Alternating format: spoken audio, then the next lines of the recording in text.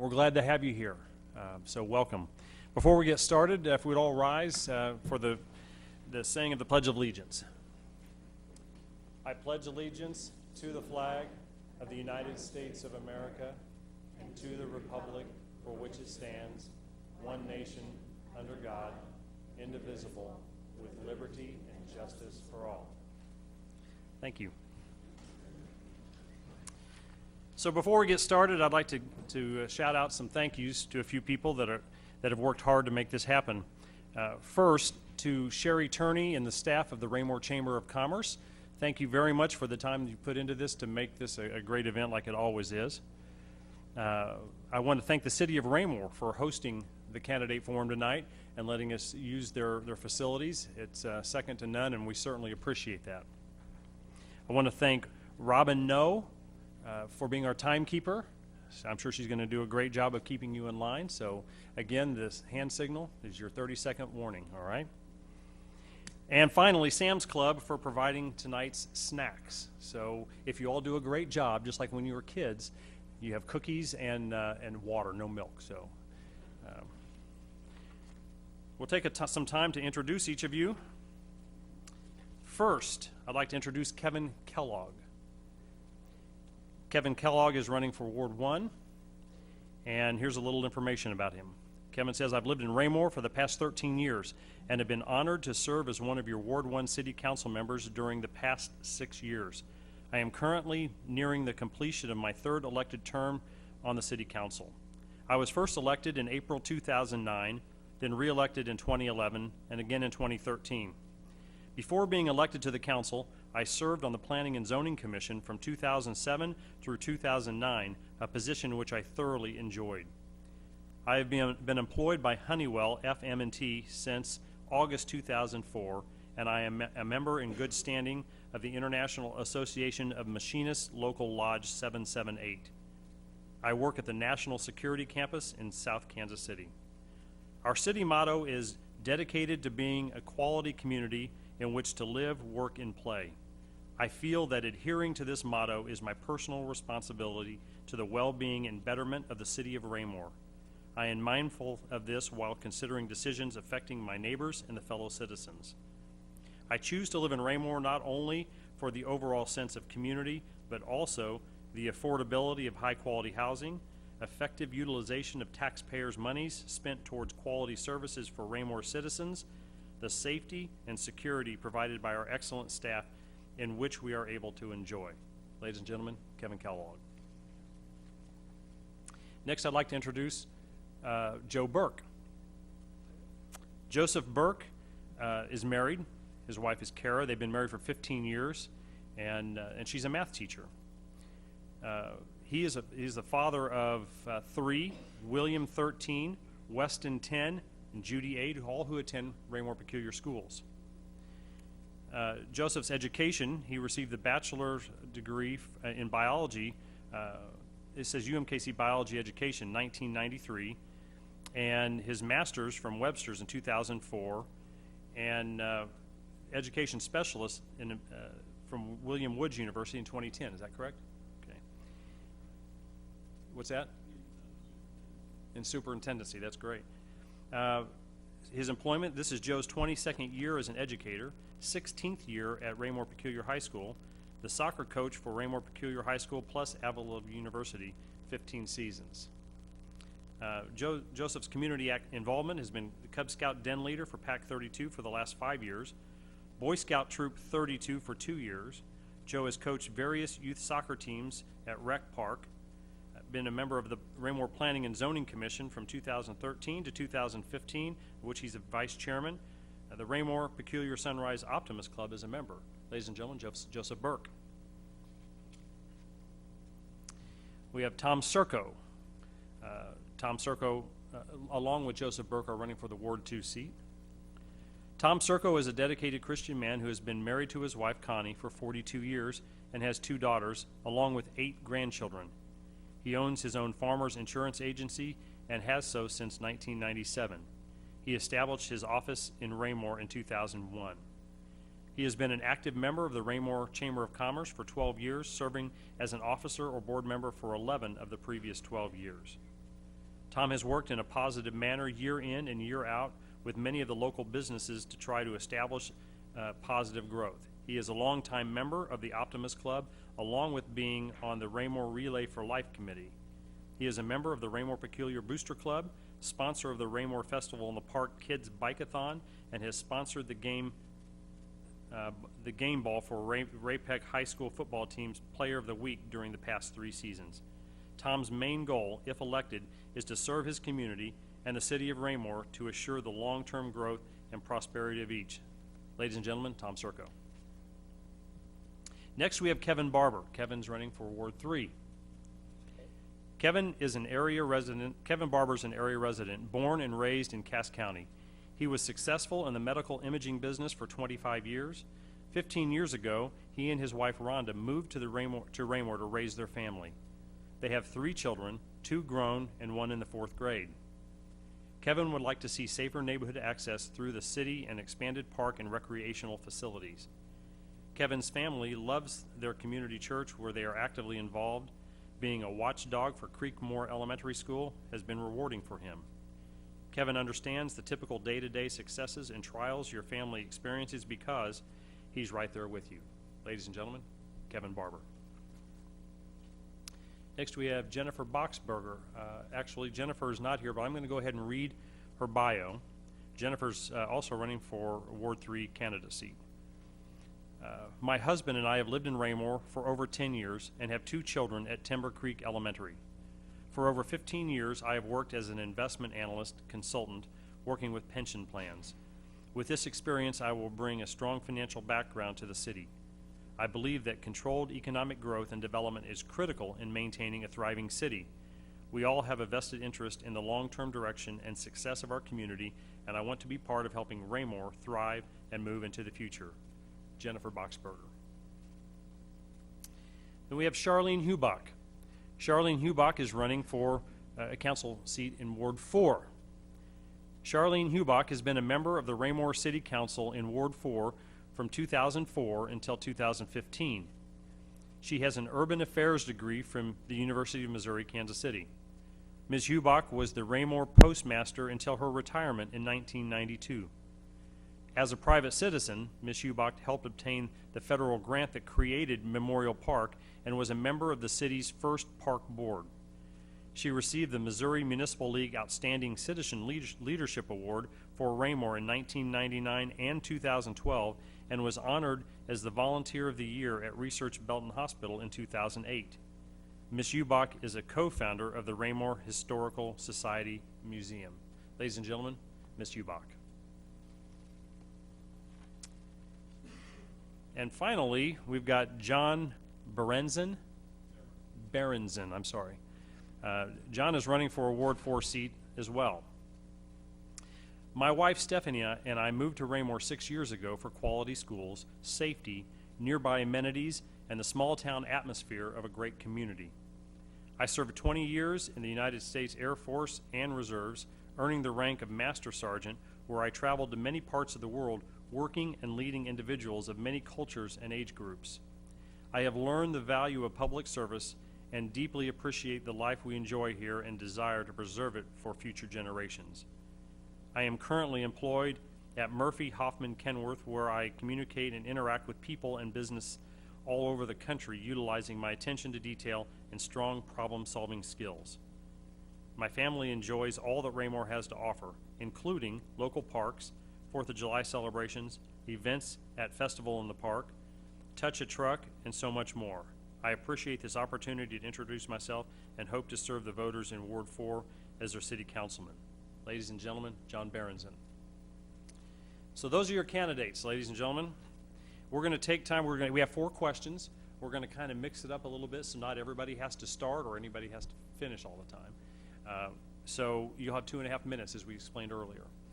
I think what we'll start this time, we'll start with Kevin Kellogg, and then we're going to work our way to Kevin Barber, all right? So question number 1. Yeah, hang on a second here. There we go. Question 1. Raymore is currently experiencing significant growth. What are some of the biggest challenges for Raymore during this time, and what can the council do to address these issues? Kevin. What I feel that some of our biggest issues are during this growth period is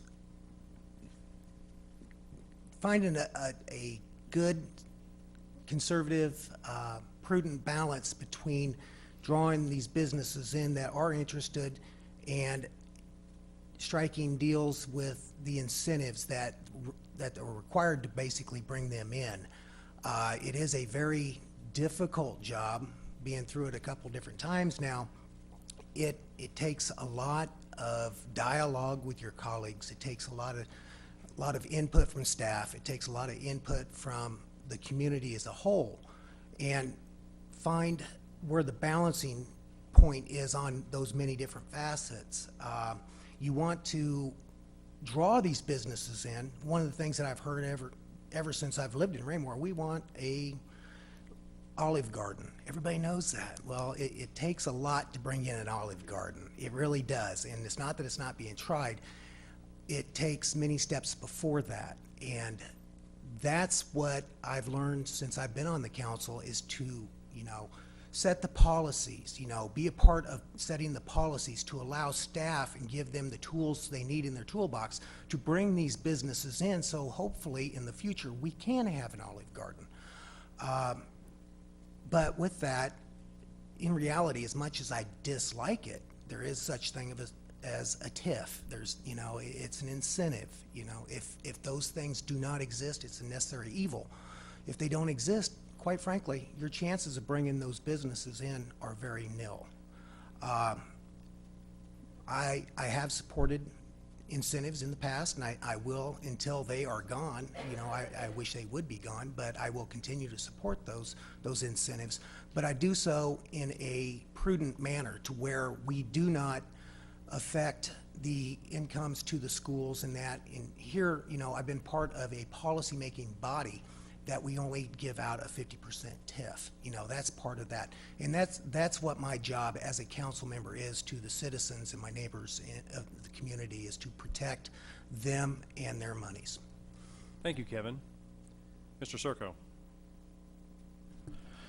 Well, being a longtime business owner in the city and knowing most of the business, I think one thing on the city council, you got to be together with your city, with your economic development. You need to work together with them. You need to send out, talk to the businesses, and Mr. Thompson does that. But as a council, we need to work together, work with the businesses, go out and try to grow the business, work with the economics and with the landowners to make good pricing for the ground to purchase. But it's always a tough sell when you've got places like Belton and all the cities around us, and you got 49. So you got to be very competitive. So like Kevin said, you've got your TIFs and you've got your incentives you've got to give, but you've got to be pretty smart about how much money you spend in the city of the taxpayers' money, but they need to have that. You need retail, a lot of retail. Retail brings in taxes, helps supply the income for the growth of your city and the community of Raymore, and it needs to grow. We can grow people, but we need to grow business, and we know that. So, working together, hand in hand, with not only with the city and the government and the ED department, but working with the other businesses, working with the Chamber of Commerce. And being on the Chamber 12 years, I worked with a lot of businesses. I understand that. And being the business owner since 97, trust me, it's not easy building a business, taking care of it economically, doing your budgets. It takes a lot of work. And every year you've got to actually know what you're going to do and advance yourself. And that's what businesses do. They come here because they can grow and make money. If they don't feel they can grow and make money, they won't come. So we got to give them a reason to come here, demographically, to show them this is going to be where you want to be. And we got a good start with I-49. We've got a lot of area. We got the North Cass. So we got a lot of growth areas and everything that we can entice people and work with them. But again, it's a partnership between the council, the city, the economic development, and being very transparent to the businesses, to the people, and getting it done, because we need to grow for our future, for our families, grandkids, and what have you. And it's very important that who's ever sitting on the council, the city council, you understand that. You weigh both subjects. You've got people to take care of. You've got the city to represent, but you got to bring them together and know how to do that, and do it in the right way so it can grow, because it needs to grow. And that's what I have to say. Thank you. Ms. Ubach.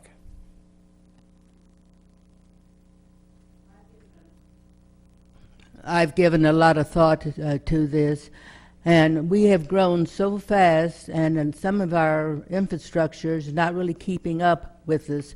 We have problems with our roads. We need to create, go take, for instance, J Highway, go east where the school is, and make that 5 lanes so that we don't end up having problems with our children trying to go to school. What I see is we don't know all of the challenges that are facing us. We don't know what's coming around the corner.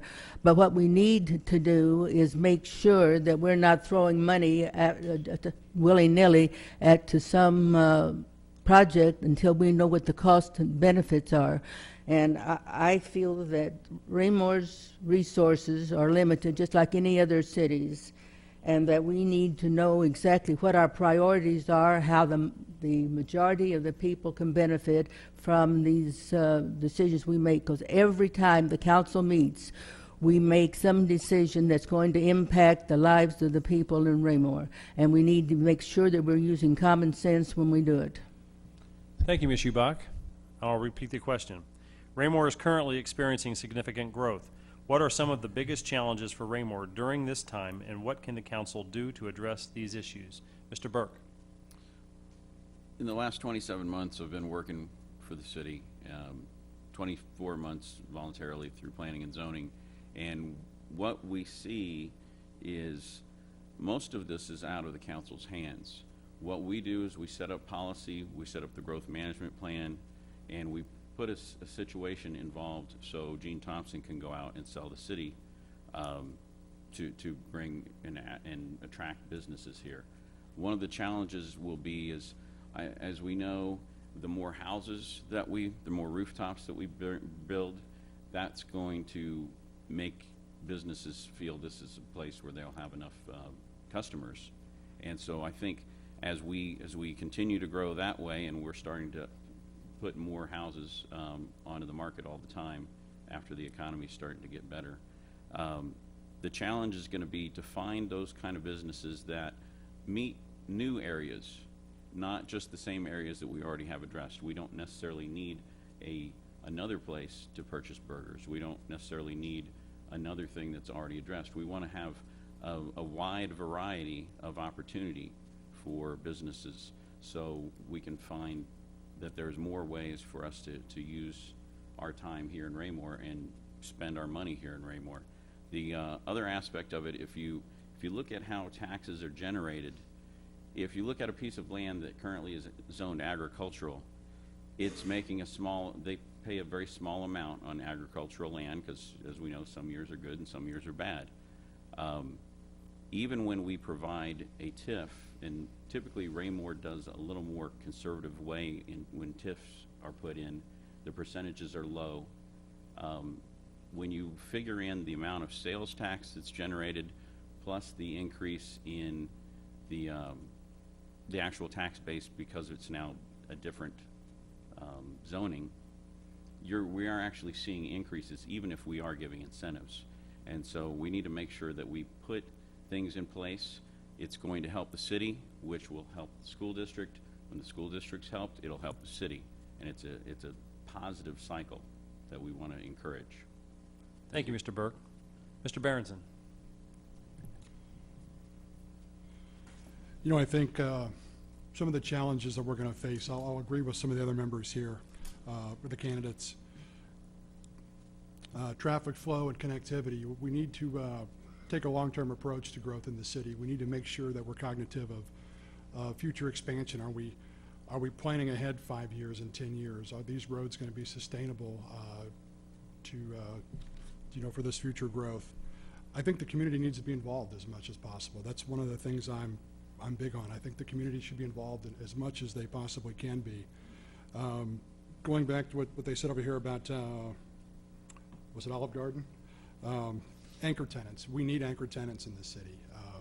Something my wife mentions every time we go out to eat, there's only a few places to eat in Raymore, and it's a lot of the same kind of food. Still great places, but we do need some better businesses here and more well-rounded amenities in the town. I think we need to do a good job of showcasing our city. We've got a fantastic police department. We've got excellent schools. We've got great access to 49 Highway. The North Cass area that's going to be developing. So we've got a lot of things going for us.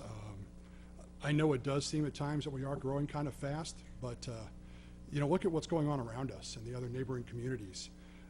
I think we need to be very careful that we don't miss out on expansion opportunities and lose those to local communities around here. Going back to the TIF funding that Joe talked about, I probably agree with his point on that too. I think sometimes we need to create some incentives for growth. Thank you. Thank you, Mr. Barrington. Finally, Mr. Barber. Thank you. Economic growth is a good thing. The problem is controlling economic growth. You really can't. You take it when you can get it. I took it upon myself to meet with the developers at the North Cass Parkway, Mr. Good and Mr. Otis, to look at their vision out there. And I believe that's going to be our next boom in Raymore. That area out there is prime. It's in a location that I think we're going to have some major anchor tenants that come out there. And it's what our city needs. There's a lot of cities that would like to have our problem with this economic growth and this speed of economic growth. We're seeing more building permits with the rooftops, and that's what brings people to Raymore, and that's what brings businesses to Raymore. I'm not a huge fan of TIFs. I know they have to be done. I've been in sales for a long time, and my theory has always been when you lead with price, you lose with price. So that's not the first thing you do. If we build value here in Raymore, if we have a community here that will honor its businesses, we'll have businesses coming to us wanting to build here. And it puts a little bit of the control upon us and the city council. City council's limited on what we can do. Obviously, we can't bring businesses here, but we can certainly be cheerleaders for this community. And I see our role, my role. I'm a business owner here in Raymore. I'm available. I can meet with people. I can talk with people. I can sell them on Raymore. And Raymore, economic growth is a good thing. Thank you. Thank you, Mr. Barber. Question 2, we're going to start with Mr. Barber and work our way towards Mr. Kellogg. A lot of creativity in this, you can see. Question 2, what types of businesses and employers would you like to see come to Raymore, and how would you attract them? Mr. Barber. I wish I could have kept speaking after. You know, obviously I like to eat. You know, we've got some great restaurants here in Raymore. I asked my wife the other day, what would you like to see? She'd like to see some boutique type things, like a Zona Rosa type place where she could go and shop. I don't know if I'm a fan of that or not, but you know, she is, and I know there's a lot of people that are. I'd like to see us have some, not be the same cookie cutter like every other community. When you go to Nebraska or go to Kansas, whatever, you see the same businesses. I understand we need some of those. But I like for Raymore, my vision is to be unique and different. So we draw people from Kansas. We draw people from different areas to come to our city. You know, how do you do that? You do that by having a city council that's consistent, a city council that works together. So when developers do come in, they know what they're to expect. There's no surprises. They know if they come in and have all their ducks in line, that this is going to be the place that they can do business. One of the things that I've learned as I started this campaign is I've attended every meeting since I filed for my candidacy. And when you see our city staff work, it is amazing. I've been in the private sector for years. I've seen some high quality people. These people here in Raymore, this city staff, the city manager, are second to none. That will help us bring businesses to Raymore. That type of consistency and those type of quality people will bring businesses to Raymore. And it's doing that right now. Thank you. Thank you, Mr. Barber. Mr. Berenson. Okay, the types of businesses that I think would really benefit this town, I'd have to agree with more restaurants too, like I just said previously. It would be nice to have some more small shopping areas around the North Cass Expressway area. It'd be nice also to have some light industry in town, to have, you know, our motto is a great place to work, live, and play. It would also be nice to have some good paying jobs here in town. So if we could create incentives and foster entrepreneurship, it'd be nice to have some light industry and some good paying jobs right here in town for people to live right here and work where they live. And I'll go back with what I said before too. I think, you know, and being in sales myself, and what he talked about with leading with quality and not price, again, I think we sell ourselves short on how great of a town this is, again, with the schools, the police department, and, you know, from the city staff to everybody else. We've got a lot to offer here, and I think we need to showcase that. Thank you. Mr. Burke. I think one of the areas, and I had an opportunity to do some of this a couple weeks ago. I was at Sporting KC game, sitting there, and actually I was talking to a friend about Raymore, and the guy next to me said, "Hey, Raymore, I know I'm supposed to meet with a guy from Raymore to talk about, you know, starting a business in Raymore." And I said, "Oh, really? Who is it? Gene Thompson?" And he said, "Well, let me look." And he pulled out his phone, and he said, "Yeah, that's exactly who I'm supposed to meet with." And I'm like, "All right, well, let me tell you what we have here in Raymore. Here's what he's going to tell you. I'm not the expert, but I'm a councilman." And so I gave him my card, and I said, "I'm going to make sure I follow up with Gene." But we talked about the North Cass Parkway for a long time, and I said to him, first off, he said he was with a hotel chain. I'm not going to tell you which one because that might mess things up for Gene. But he talked about putting a hotel there, and I said, you know, it's a great location with the highway, but something that I would like to see is directly below that, it's zoned business park. I would love to see a small corporate woods type of setting. And I said to him, you know, then your hotel would be looking at business class rentals, possibly for a week, possibly a small convention space that you would want to put in, because then you could make even better money than just people that happen to be going from Iowa to the Lake of the Ozarks or to Stockton or somewhere. And those kind of opportunities, when you have just a coincidental talk, I think, like we said, being a cheerleader, to let them know there are amazing people here that want to have amazing opportunities. And I think sometimes we like to look at getting jobs, and there are former students out in the audience today, and I would like to see places that are careers for people. A place where you can spend your time in Raymore. You don't have to drive an hour and waste your gas, but you drive to your job, your career in Raymore, and you spend your whole life here, and it's a great place. And as a career here, when you retire, you can continue to stay here because it is a continuing great place. The Benton House place that's being built will be a nice facility that I don't know if I will be able to afford to live in, but those are the kind of businesses that we're bringing in. Thank you. Thank you, Mr. Burke. I'll repeat the question.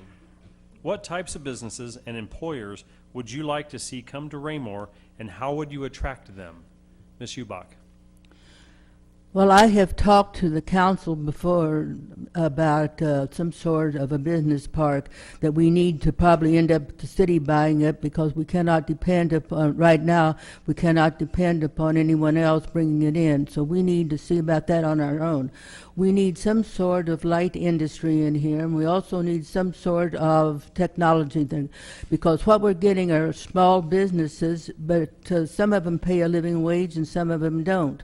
And unless you can get a living wage, you cannot afford to live here. You have to go elsewhere. And we need to be able to have businesses here so that when our children graduate, they have something they can come back here and they can live and they can raise the family. Right now, that's what we can't do that. That is my biggest concern, is we get a lot of businesses in here, and there's some businesses that we could get in that would increase our revenue, our sales tax, but they're not necessarily the kind of businesses that we want to attract. So we have to be careful that every municipality in the United States wants economic development. And there's only so much of it that can go around. And sometimes we may have to settle for a little bit less than what we want in order to get a little something. So the city needs to be receptive, and I think that our Planning and Zoning Commission is. They're passing enough regulations to make it possible. So that's where I would come down on that. Let the planning and zoning work on it, let the departments work on it, but let the city council be receptive and be willing to take a risk as long as there are some benefits involved in it. I'm not in favor of us going out just hog wild and just throwing money at anything. We've got to be very careful about how we spend our resources. Thank you, Ms. Ubach. Mr. Serko. Yes, again, on the I-49 over there by North Cass, which we built years back, and that was the main onlook when it was completed. That's going to be business parks, it's going to be businesses, and growing because of the location. And then when they went to I-49, of course, that has made it even more popular. Basically, what you're looking at in businesses is you want businesses retail. I mean, you're looking at retail business. Hotels would be fine there because you'll be able to draw from all over 49, Belton, Grandview, Harrisville, people traveling. So you're getting a lot of money in from people who live here, and they're coming through, and we're getting their money, and it's going into resources for the city. But, you know, you want to get choice for businesses like Old Navy, like Kevin said, Olive Garden. Certain businesses are uniquely different from other businesses and what people look to have and they want to go to and they want to use. So when you start building these retail and looking, that's what we know. We need Gene. He'll go out and he'll look for these. But those uniquely different businesses draw people from all over. And when they're here, people will travel because that's where they want to shop, those uniquely different retails. Again, Old Navy's different. And that's what we look at when you put a business park, you put some little zone of road, but shops in there. Get those uniquely different, and they'll draw a lot of retail, a lot of taxes for the community, for our city and the growth, and it helps us grow, not only people-wise, but business-wise. And these are the kind of businesses. And then you will have hotels and different things coming in on these different levels, and restaurants. And again, you just don't want the run-of-the-mill. You want to look, hopefully, to give them incentives enough with the demographics to bring in some choice, nice restaurants that are not every corner. They're different. And that draws people from everywhere, miles around, to come here continuously to use and spend their money. Not just the people who live here in our community, but all that money from outside sources that comes in to our community and our area. Thank you. Thank you. And finally, Mr. Kellogg. Thank you.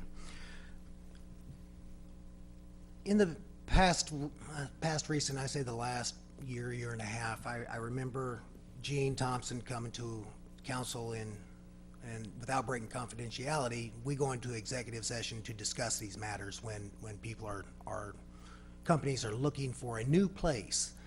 And I remember being excited about having a shot at getting a major retail corporate office, their credit card here in Raymore. It was very scary to sit there and think, you know, can we get this? Can we offer enough to bring these folks in?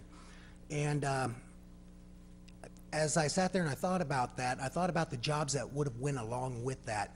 I felt that that was a perfect marriage between that company and Raymore, because the levels of jobs that they were talking about that they had to offer and the demographic of the employees, they would have been primed to live right here in this area. So that's what I look at. That's what I hope is that we have something like that, you know, a light manufacturing. I work for Honeywell FMT. I remember when we built the new plant on Botts Road. I sat there and I said to myself, man, I would love to have that in Cass County. All kinds of people don't want it here, but you know, I can sit here and tell you with the revenues that are brought into the school district of Grandview just by that one building. You know, people are afraid of manufacturing. The regulations from the federal government these days would not allow things to happen that had happened at the old Bannister plant. So I'm not afraid of that. I would love to have an opportunity at a major manufacturing plant. High-tech information technology, you know, the jobs that those brings, like what has been said, those aren't jobs, those are careers. That brings in those young professionals that are looking for nice, affordable houses, a nice community, and we've got that. People want to live here. The thing that we don't have are the Cerners. We don't have the Honeywells. We don't have, you know, the big Macy's headquarters and stuff like that. So that's what I would love to bring in, and you know, that would also, once you build that, I think that would be the starting point of things just starting to fill in right there, because drawn to that demographic people.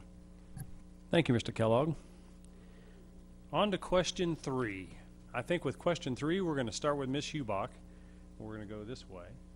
And then we're going to come back with Mr. Barber and finish with Mr. Burke. All right? Question 3. With the Civic Center planning process underway, what is your vision for the type of center, if any, that Raymore needs and could be successful?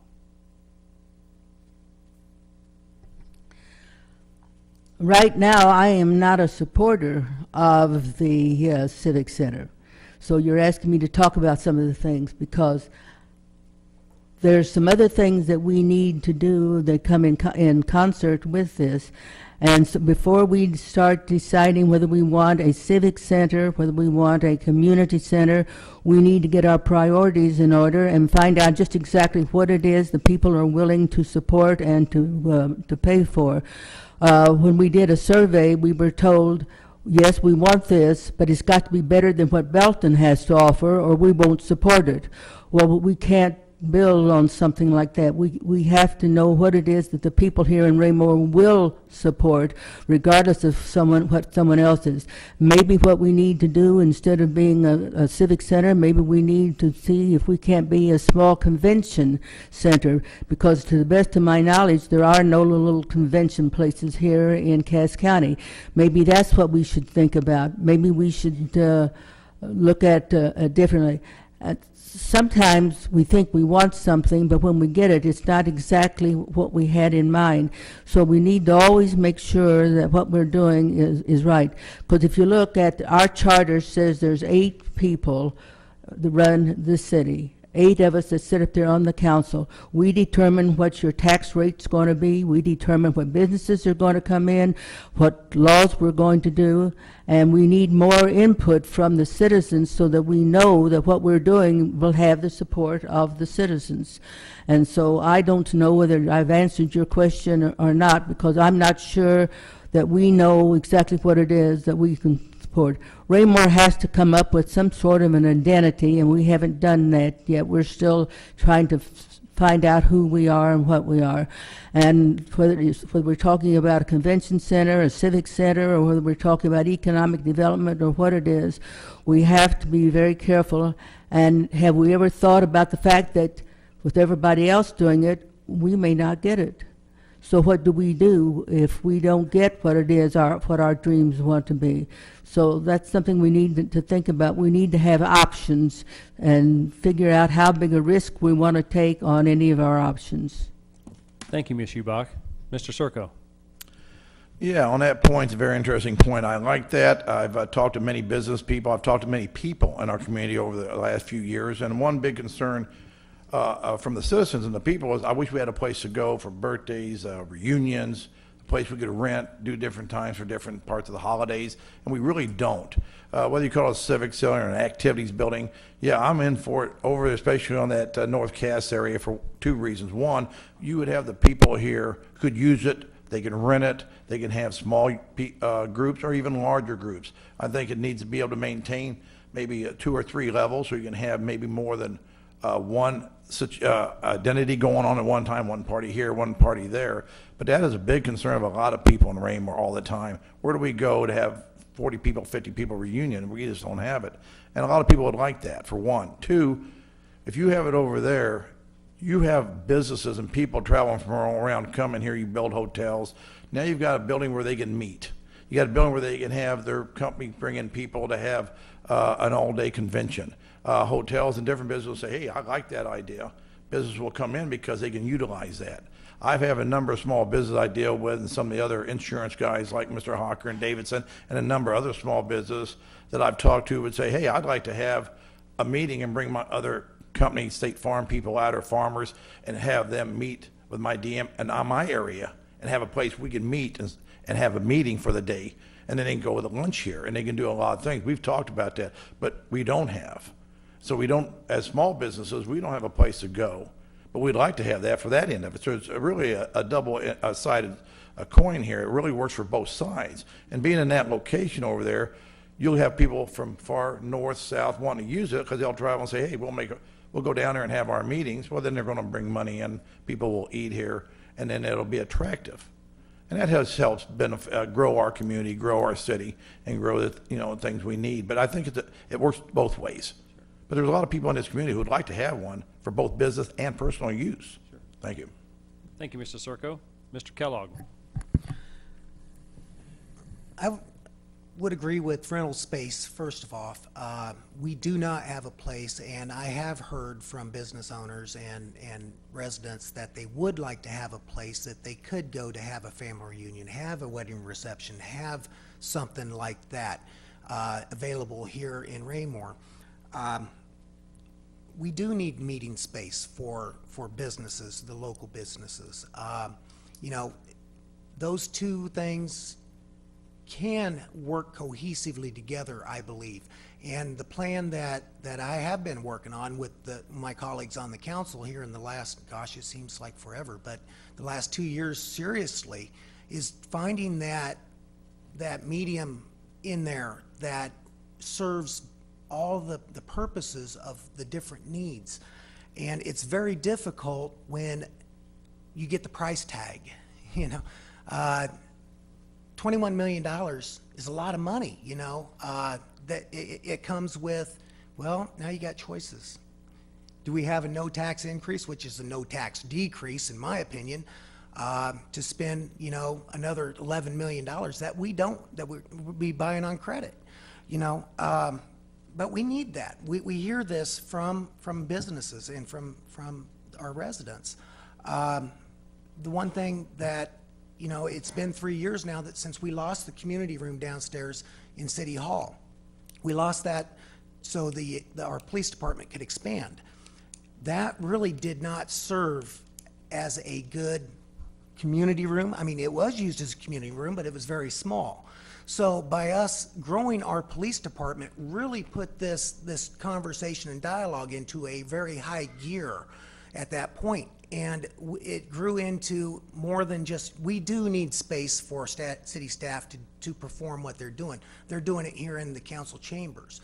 But this whole dialogue has brought on, now we need meeting space. It'd be nice to have meeting space if we need to do this for our business owners, for the people that want it. So that's really my main focus, is that. Another thing that's talked about is limited exercise equipment. Totally in support of that. I'm just about finished here. Totally in support of that, but I don't want to create competition for our local businesses by doing that. Thank you, Mr. Kellogg, and I'll repeat the question. With the Civic Center planning process underway, what is your vision for the type of center, if any, that Raymore needs and could be successful?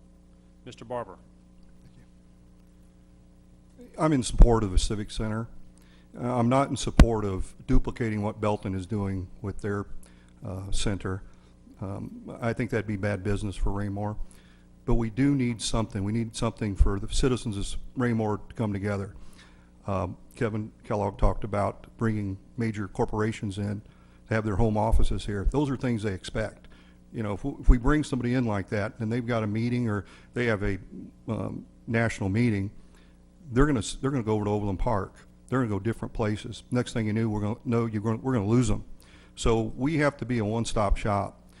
Yes, that costs money, but I think you don't eat an elephant with one bite. You take little bites. And my vision would be a center that we could grow with the community. We now have the Art Commission. So I think the utilization of it, not only with weddings and venues of that nature, but I think there's going to be new things coming with this Art Commission that we're going to have many activities for the citizens of Raymore. You know, I vision blues festivals, art festivals, those type of things that we don't have to drive out of town. We can stay right here in Raymore. Another thing the Civic Center does is I talked earlier, it brings people together. I lived in a cul-de-sac in Remington for 14 years. I just recently moved to Creekmore. In 6 months, well, it's been a little longer than that, I know several people, a lot of people in my neighborhood, because we have a focal point that we meet at the clubhouse. Not everybody in Raymore has that. Foxwood Springs has that. They all know each other. I'd like to see everybody in Raymore have that same camaraderie to come together, do different things. I think that builds strength in the city. We come up with ideas, new businesses come. I think a community center is a good thing if it's done, managed properly. I don't want to go into huge debt for it. And maybe I'm talking on both sides of my mouth, but I support it. Thank you. Thank you, Mr. Barber. Mr. Berenson. In meeting a lot of people in the last month, going door to door and meeting residents and business owners, this is something that was a topic of conversation at times. And And the first thing people ask is, well, how much is it going to cost? How much do we need to spend? My question is, does it all have to be in one place? Does it have to be in the same building? Maybe it does. Maybe that makes sense for us, but let's explore other options too. Perhaps we do this kind of a la carte and we build what we need and then we add on to that in the future. And again, it doesn't all have to be in the same location. I do think we need a meeting place for people to have events such as weddings and parties. It'd also be nice to have kids programs, maybe some community education to go along with that as well. I think we need to make sure we're being creative about this and not spend all of our money at one time. Let's get the citizens involved and find out what they really think we need. I agree with Kevin. I don't want to duplicate what Belton has. They've got a fine center there. But I think duplicating something like that would be a lot of money, and we'd be competing directly with them. You know, and another point is, do we need a gym? I mean, we've got a lot of gyms in this town. Do we need another one? Maybe we do, but it seems to me that we could be more creative and do other things. So I think we build it in steps, take a look at that, and try to save some money instead of spending it all at once. Thank you, Mr. Berenson. Finally, Mr. Burke. I had an opportunity to have about an hour-long conversation with one of the park board members yesterday, and we talked about other things in addition to this, but we did talk about the Civic Center quite a while. And one of the things we talked about was, I think this would be part of the parks. And we really want to have a variety of opportunities for people across the city. If we have something in Rec Park, then we don't necessarily need to have it at Hawk Ridge Park. And the same thing would go with the Civic Center. We'd want to have things that are currently not available. We want to have a stage for arts, music, theater. We could have the high school come down and do a production closer. We want to have meeting rooms with flexible walls, so those accordion walls. So sometimes you can have small rooms that are available for people, and you can have larger rooms for possibly receptions.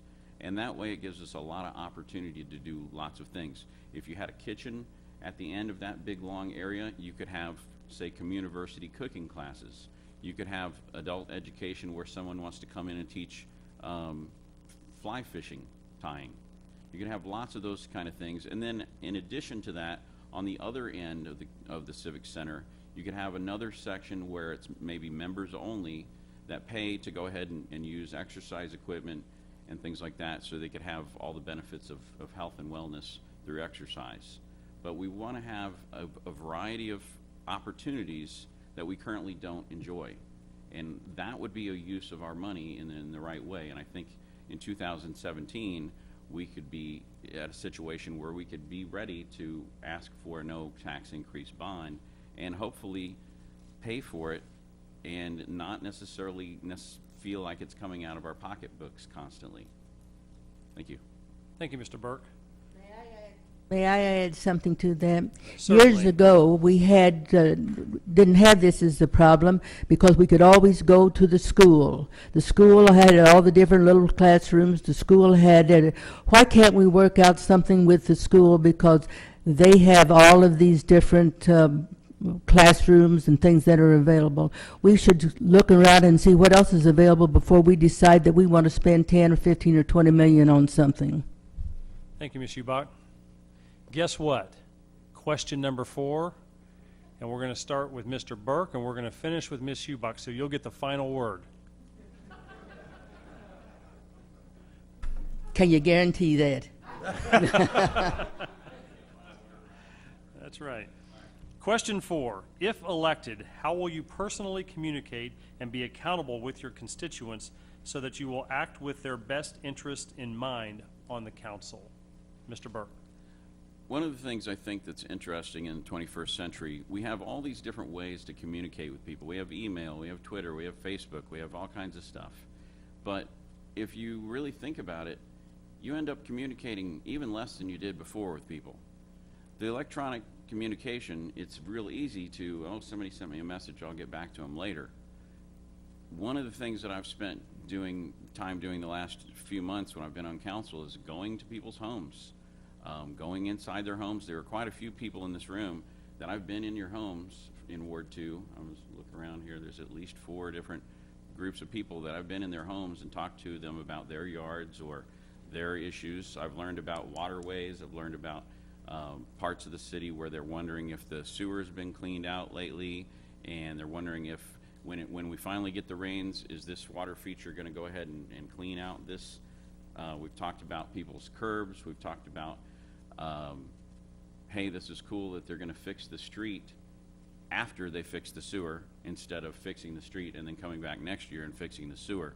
So I think, and I actually went up to somebody's house and I realized, hey, I used to watch you in college play basketball, and I was like, wow, that's cool. And we actually recognized him, somebody that, you know, I knew from college. I also went up to somebody's house, found it was somebody that I coached when they were in college, and didn't realize they had moved to Raymore. Those are the kind of relationships you've got to have. You've got to seek people out and talk to them. And you can't try in the middle of the vote to try to figure out what people want to do. You can't say, oh, I'm going to vote what's best for, you know, maybe in a tie vote. You can't say, oh, I'm going to do what the people want me to do if you haven't taken care of it before the meeting. You've got to go out and talk to people. And when they do have concerns, you need to go and find out the answers. I've got 2 or 3 issues that I still need to find out for people that I promised them I will go and I'm going to find out. I haven't forgotten about you. One guy has a 5th wheeler and he's trying to figure out how he's going to get through the roundabout with it. And he wants to know if there's a place he can dump his wastewater after camping. I still have to find those things out. But those are things I've learned from actually talking to people at their door, and sometimes they're inviting me in, and it's really been a great experience to learn why Raymore. I thought Raymore was awesome for the people, but I really know now. Thank you. Thank you, Mr. Burke. Mr. Berenson. You know, one of the things I really like about this town is the small town feel that we have. I'm a little old-fashioned in that I would prefer to go door to door just like Joe myself. You know, just thinking about my neighborhood. I mean, we've got neighbors that when their garage door is up, it's like the universal sign that the kids can come over and play. If we can go hang out and talk and see how things are going. That's how I grew up and that's how I was raised. And so I would prefer to meet people in person and go into people's homes and go to their door and resolve issues where I could. I work a lot. I work in Olathe, so some nights I get home at 6 and 7 o'clock, and that may not always be an option. Obviously, the normal means by email. I stay up sometimes till 10, 11 o'clock at night, so that allows a little flexibility. You know, calling somebody is fine too. I'm kind of coming around to the social media thing. I've been on Facebook now for years, and I really don't use it as much as a lot of people, but I think there's a need for that also too. I think it'd be nice to have a page where people could voice concerns, and even people in the ward could talk back and forth about things, and it's something that some people have suggested that we do. So I think that's an option as well. Thank you, Mr. Berenson. Mr. Barber. We have more avenues than we've ever had to communicate, and I don't think we communicate any better than we used to. I've got 2 older children, and they're out in the workforce now, or like I say, off the payroll. And what I told them is, if you'll return a phone call, you'll beat half of your peers out there because they don't return phone calls. So my commitment is, if I can answer, I work for myself, so if I can answer the phone and I'm not in a meeting or in a venue like this, I'll answer the phone, I'll talk to you. I'll give you my personal cell phone number. I put that on my campaign pieces. I've got email as well. I will, if you talk to me, you call me, leave me an email, I will get back to you same day. Doesn't mean I'll have the answer for you. Probably won't have the answer same day, but I'll communicate back to you. I'm also out and about.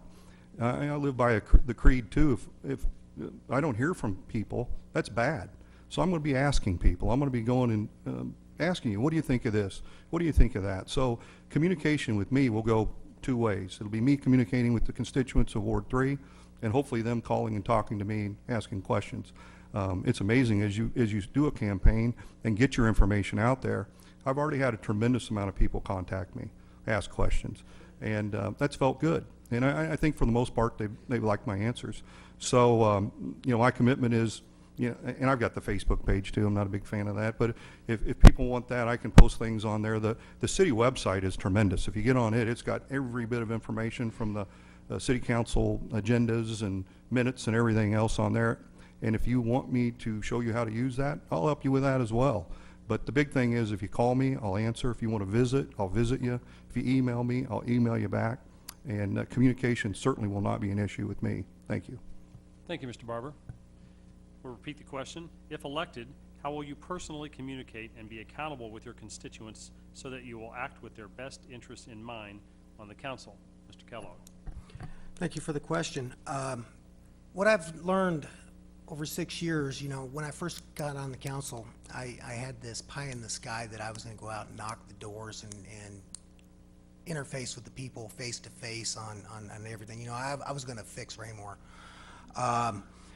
What I come to find out is that people don't call unless they have a problem. They don't call to tell me that you know, our codes enforcer is doing a great job. They just don't. They do call when the grass is 8 1/4 inches tall, you know, because code enforcement can do something at 8 inches. What I have done, what I've learned for my personality and not just my benefit, for the benefit of the people that I represent, is that I let them know when I meet them. Like people I work with at work, several of them live here in Raymore, more than that live in Cass County. I let them know that I am a representative of the city councilman. And I build a rapport with them. I let them know that, hey, you can come to me friendly, you can come to me fully, you can come to me vulgarly. You know, I'm gonna listen. I don't care. You know, that's those people that they want their voice heard. You know, I am not a fan of Facebook. You know, everybody knows that I hate roundabouts, but I love the roundabout feature. I saw a comment on Facebook here just last week, a week and a half ago. City Council's getting ready to spend $121,000 on a stupid feature. You need to call them people and let them know that what they're doing is stupid, blah, blah, blah. Firing them up on Facebook. And I've seen this on, you know, and no slam to Jeff Adams, but I saw this on Jeff Adams's blog on Yahoo. People get so wound up and so bullied, you know, via the computer screen. When I saw that comment, I suspected, well, this will make my phone ring. It never rang. I asked some of my colleagues, you know, how many phone calls or emails do you take on the roundabout feature? 2. You know, so not my secret, but my motive is to let people know that I'm approachable. I want to hear what they have to say, whether it's good, bad, ugly, or whatever. I'm not going to judge them. I am their representative to voice their opinion. Many times I've disagreed with people, but I still have the responsibility to those people that I asked to vote for me to make their opinions known. Thank you, Mr. Kellogg. Mr. Circo. Well, this fits right into what I do. 18 years of running an insurance agency, being here. Listen, I have thousands of insureds, actually literally thousands of insureds, hundreds of them are here in Raymore. And I see them every day. I hear from them all the time. What happens is it's a great situation because I deal with them. They have my cell number. They always have had my cell number. They can, on the phones, they can email, text me, whatever they want to do, and I communicate with them. They call me at 8 o'clock at night. They've called me on Christmas Day. They have a situation, they call me, and that's fine. Sometimes, and they don't call me about insurance, they call me about their family matters. I've watched their kids grow up, from here to driving to being in school and college, and they call me. Now they're married. It's a family thing. I've learned all that. I know how to do that. You got to represent thousands of people while representing my farmers insurance and bring them together. Same way council. You have thousands of people in your ward. You got to represent Raymore. You need to bring them together. Not anybody can do that. It's a uniquely different thing to understand how to get there and work that problems out on a daily matter. But I have had that opportunity for years, being an insurance agent, 18 years with my agency, and being involved in all the stuff I'm involved with, the chamber and the Raymore Festival in the Park, the Relay for Life, the Booster Club, the football program with Cruz, or Jermaine in the basketball, the DECA, the FBLA. I love I'm always active with all these different things constantly year after year. So I see people all the time in the stores, everywhere I go, constantly, who see me and know me and talk to me at restaurants. So it's a thing that I do every day for 18 years. So I understand it. It's part of what I do. My wife took years to get used to that. Phone ring at 8 o'clock. Oh, you got to be kidding me. We're at a dinner. Are you serious? Hon, this is how it works. It took her years, and now she's on board. But that's what you got to be. You got to be part of that community, part of those people, and I listen to them all the time. The small cohesive few cannot ever outweigh the many. They've got to work together. The people are important. You got to be transparent. We got to get out there and communicate with them. And I constantly communicate with them all the time. Trust me, they come to my office, I see them, and I love it. And that's just who I am, old school. But yeah, it's a great thing. I'm always involved in this community, always have been, always will be. I got my kids here, my grandkids here. Some have graduated. And this is what I do every day. And they see me, and they call me. And, you know, like I said, a lot of it's not even business. A lot of it's personal. You know, and that's a great thing. And so this is what I fall into. This job as on the council, as what I've been doing, is great. They all work hand in hand. I was with the union for a long time. I had the same situation. So I love it. I'm looking forward to getting on the council if I'm elected, yes. And he has chocolate bars in his office, so there you go. And finally, Ms. Hubach. Well, I like to talk, and I think most of you know that. I'm a person who talks to people in elevators. So if you'll do that, well, you can talk to anybody. And when I'm in an elevator, I talk to people about the city of Raymore. I'm always willing to talk about it, the history of it, where we're going to go, and what we need to do. There's several things that I can see as a problem that we have.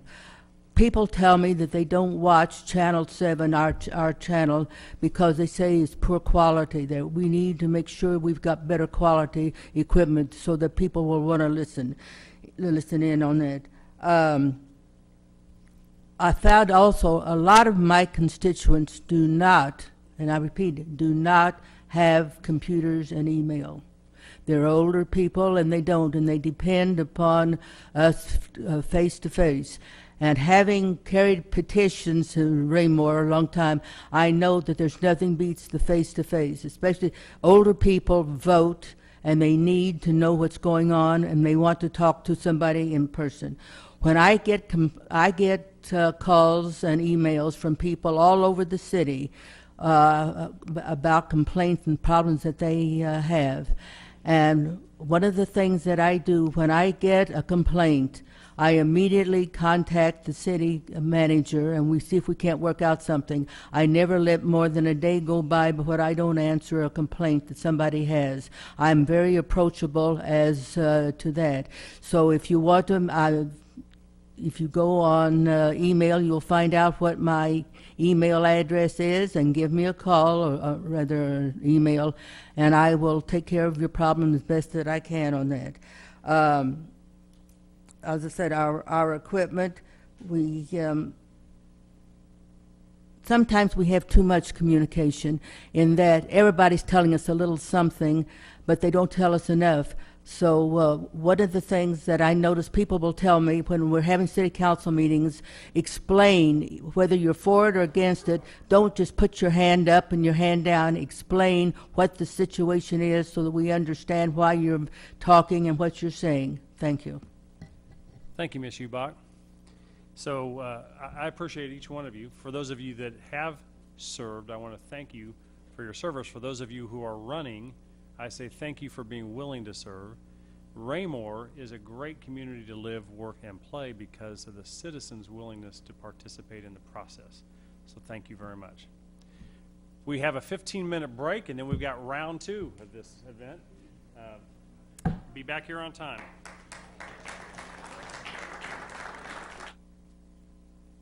In half of our candidate form, and these are for the school board candidates. So just like we were happy to have our city council folks, we're tickled to death to have you here. The school board is a very important part of the educational process, and we're tickled to death that you all find it important enough to serve. So thank you. We're going to start just like we did before with the bios, and to kick this off is Maria Canova Davies. My name is Maria Canova Davies, and I am running for re-election for Raymore Peculiar School Board. I grew up in Peculiar and am a 1996 graduate of Ray Peck. I attended Avila University, where I received a Bachelor's of Science in Nursing and currently work as a neonatal intensive care registered nurse. My husband and I have lived in the Ray Peck area for 15 years and have 3 children in the school district. With a combination of my experience, enthusiasm, and passion for continued advancement of our school district, I would be honored to continue to represent the people of Raymore Peculiar. It is my goal to help provide the children of the district the same amazing experience and quality of education that I received while attending Ray Peck. Maria Canova Davies. Next we have Dana Hilly. I have lived in Raymore for 22 years and have served on the school board since 2006. My 3 children all attended Ray Peck schools: Travis, class of 2008, Kayla, class of 2010, and Dallas, class of 2015. I graduated from K-State University. As a board member, I've worked on the Policy Review Committee, Comprehensive School Improvement Planning Group, Diversity Committee, and Early Childhood Task Force. I currently serve on the District Wellness Committee, Team Ray Peck, Citizens Advisory Committee, and Long Range Facility Plan Core Team.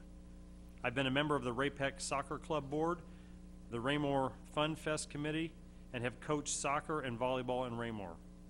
I'm a member of St. Sabina Catholic Church and enjoy volunteering with the Big 12 Host Committee. Dana Hilly. Next we have Melinda Howdyshow. My family moved to Raymore 12 years ago specifically for the schools and fell in love with the community. I received my bachelor's degree in psychology at Missouri State University and work with my husband in our CPA firm. I am active in the community and serve on the Raymore Park and Recreation Board, the Citizen Advisory Committee for the Ray Peck School District, and the leadership team for Eagle Creek Church, which meets at Eagle Glen. As a mother of 2 kids in the district, I am passionate about continually improving the education of the students in our community and creating leaders for our future. Melinda Howdyshow. We have Tanya Long. My name is Tanya Long. My husband and I have 3 children in the district. We have been here for 6 years. I am actively involved in education issues both locally and at the state level. I currently serve as an appointed member of Missouri's K-5 Social Studies Work Group, which was convened last fall as part of House Bill 1490. Work groups have been convened for K-12 grade to write Missouri's standards for education in social studies, science, math, and English as a second language. I believe in locally grown schools and locally accountable school boards. I look forward to serving our district. Tanya Long. Michael Schwartzman. I was born November 13th, 1956 in Lincoln, Nebraska. I graduated from Lincoln Southeast High School in 1975. I was married to my wife Kim in 1984, almost 31 years. My daughter Addie was born May 20th, 1997. My daughter has attended Ray Peck schools for 13 years and is currently a senior. I have lived on an acreage south of Peculiar for 14 years. I was a printer for 20 years. My wife and I bought a 38-unit resort in 1997, which we operated for 4 years and leased out for 3. Upon coming to the Peculiar area in 2001, I printed for 1 year and got into facilities work, which I've been doing since. I'm currently a building operations engineer for EHMI. Michael Schwartzman. And finally, we have Ryan Westcoat. Ryan Westcoat has moved to Raymore in 1985 with his parents. He grew up in the Silver Lake subdivision and graduated from Raymore Peculiar High School in 1991. He went on to earn a bachelor's degree in business management and an MBA. He has lived in his current home with his wife and 3 children since December of 2000. Ryan is currently working as the Cass County Auditor and as an adjunct business instructor for Ottawa University. Ryan previously served 3 years on the Raymore Peculiar School Board, 4 years on the Raymore City Council, and 2 years as the Mayor Pro Tem. Ryan Westcoat. Like I mentioned earlier, we're going to have 5 questions. You have 2.5 minutes each. You'll get the sign from Mrs. No if you go beyond 2 minutes, and you'll get the stop sign if you get to 2.5. So if we can, in the interest of time, just make sure we kind of stay punctual there, it'd be great. Question 1, we're going to start with Michael Schwartzman, and we're going to work our way towards Maria Canova Davies. All right? Question 1, as time passes, Raymore Peculiar continues to grow. What do you see for the future of the Raymore Peculiar School District? Mr. Schwartzman. I believe we're about to have an influx of folks from Kansas due to their tax issues and school funding, and I think the school district better be ready. There's a lot of issues with the current school board and the administration, addressing bullying issues and reverse discrimination and several other less minor things. You have a great group of teachers. There's a few that need to go. My daughter's received an excellent education, and it's about to pay off. That's about all I got to say. Thank you, Mr. Schwartzman. Mr. Westcoat. Thank you. You know, Raymore has been one of the fastest growing cities in Missouri for quite some time. And fortunately, you know, when the economy took a hiccup, it allowed us to step back and actually evaluate, you know, some of our growth management plans. And if we look at the number of houses that are actually slated to be built in Raymore, we're going to have classroom issues at the high school as well as at the middle school.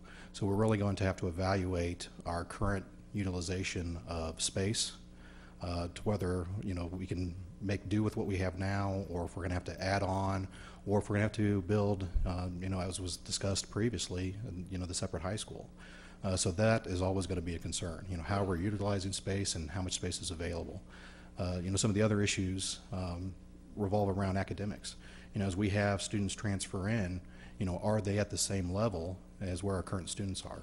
And do we have enough staff members, you know, that specialize, you know, in reading intervention, things along those lines, that can help bring those students up to speed so that our current students aren't impacted in the long run?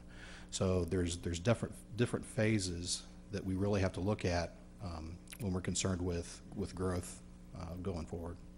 Thank you, Mr. Westcoat. Ms. Long. Sorry. As one who works pretty heavily in the state level with education, I tend to look at what's in the future for the district based on what the states and the federal government are trying to do. And so my perspective is a little different than just locally, apart from the fact that I believe as a school board, we're going to have to really learn how to take a stand and say enough is enough. Otherwise, we're not going to get to have the future that we want for our school district, because it's going to be mandated by somebody else. We're seeing that take place in school districts all across the country, where local districts their hands are becoming more and more tied because there's mandates coming down from the state and the federal government. And as a local community, we want to be able to determine what our kids are going to do and how we're going to see that to come to fruition. So I take it from a little bit of a different perspective. I want our school board to be able to project a future for our district, but I think the best way to do that is to look at what's going on at the state and federal level and actually begin to push back and say, enough is enough. This is our district, and we're going to take it from here. Thank you, Ms. Long. Thank you. Melinda Howdyshaw. Do you mind repeating the question? Certainly. As time passes, Raymore Peculiar continues to grow. What do you see for the future of the Raymore Peculiar School District? Well, to me, one of the exciting things we have going right now is our long-range facility plan. And that is something that is going to start solving some of our problems with a bit of overcrowding that we have in the district. So that is something that is very exciting. I'm excited to see where that goes and what we decide to do there as a district. Also, I see International Baccalaureate as being something exciting that we have just recently, started in our district. My son is one of those kids that will be able to benefit from that, and he's already talking about it as he's getting ready to start 7th grade. He's excited to, venture into that area. So, I like that, we have new and exciting things going on right now. One thing that does concern me, though, is SRR, or Standard Referenced Reporting. I'm concerned that as we in Raymore grow and as our district grows, that other families might look at that as that's a disadvantage for their child. And so, that is a large concern for me. I don't want to become the district that isn't, where somebody wants to move because we are so different than other districts. So there are some benefits to it. I don't think we should throw the whole thing out, but I am concerned in the high school level, and I don't want people not wanting to move to our district because of that. Also, we have the increase in our population just in general because of, Honeywell and Cerner that's coming to the area. And Raymore's a great, community. I think it's a, great community where people would want to come. And so I hope that that SRR would not distract from that. So, Thank you. thank you. Ms. Hilly. As far as the future, I think our growth has been pretty steady. As my bio said, I'm on the planning committee. And one of the things we are looking at is the future of the buildings, because not so much overcrowding, but, and I do think we'll be steady for the next 10 years, but what's going to happen in 10 years? So we're looking at the buildings, especially with the high school and our early childhood. I also don't want to take your IB program, but our IB program just got passed, and I think it's going to be great for our students. I've noticed on a lot of college applications that I've been filling out, it says, does your school have a IB program? And it's kind of nice to see that, wow, we're that student or that school that has it. So I think we'll be pretty steady, but for the future, for me, it's the buildings. We will have to redistrict. We have several overcrowded grade schools, but I think with this long-range plan, we'll probably be able to solve a lot of that. Thank you, Ms. Hilly. And finally, Ms. Davies. Being last is hard. Everybody said all the good stuff. The next few years for the district are going to be very exciting, I think.